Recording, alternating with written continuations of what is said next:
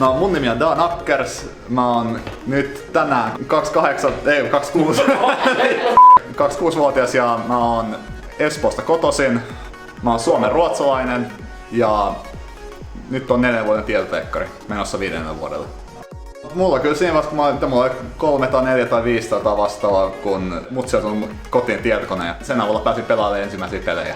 Sanoin tälle, että kuitenkin tietokoneella pelasin tosi paljon. Esimerkiksi tommonen peli kuin Heroes of Might and Magic 3.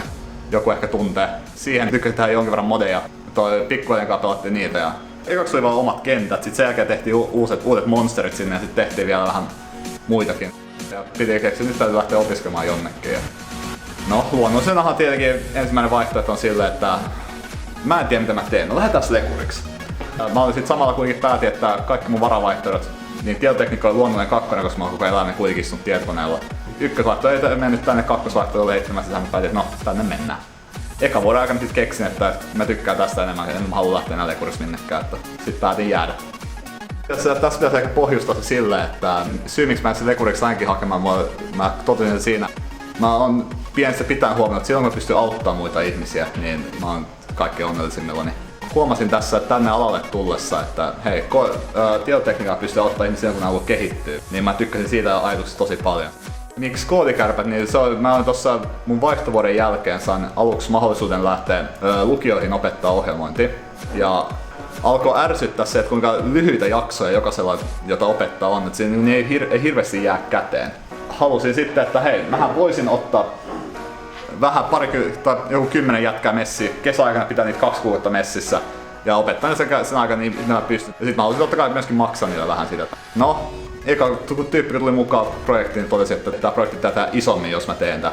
Toisin, no kai, sen vois kokeilla formaattia muuttaa. Mä sitten sain hyvin kannatusta kaupungin suunnalta ja totesin, että kannattaa lähteä kokeilemaan. Sitten kun tuli ekan vuoden jälkeen tuli niin helkkari hyvää palautetta. Ja sitten vielä pyydettiin tekemään uusiksi tää. Niin tuli se, että no okei, lähdetään tekemään. Koodikärppien järjestäminen ei ole semmonen juttu vaan, että se porukat tulee tänne ja sitten opetetaan niitä. Tätä projektia varten, niin no ensimmäinen juttu oli se, että piti saada tilat järjestettyä. Sitten niin mä oon noita sponsoreita hankkinut. Meillä on sitten toi hallintopuoli pitää hoitaa, että tänne niinku lain mukaan kaikki on.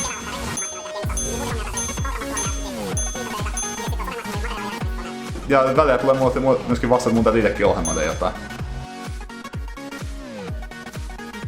Koodikärpät tulee tuomaan myöskin ensi vuonna. Mä tulen itse keskittyä siihen, että mä saan myöskin tän koodikärpät muihin kaupunkeihin. Nyt heitit kyllä vaikean. Sanoinko tälle, että mulla on semmonen hyvin surrealistinen kuva, että mä järjestän semmoisen paikan, minne ihmiset haluaa tulla silloin, kun ne haluaa kehittyä ihmisenä jollain tavalla. Ja mun mielestä koodikärpät on alku sillä polulla, että mä pääsen siihen pisteeseen joskus. Tää on hyvä paikka lähteä liikkeelle.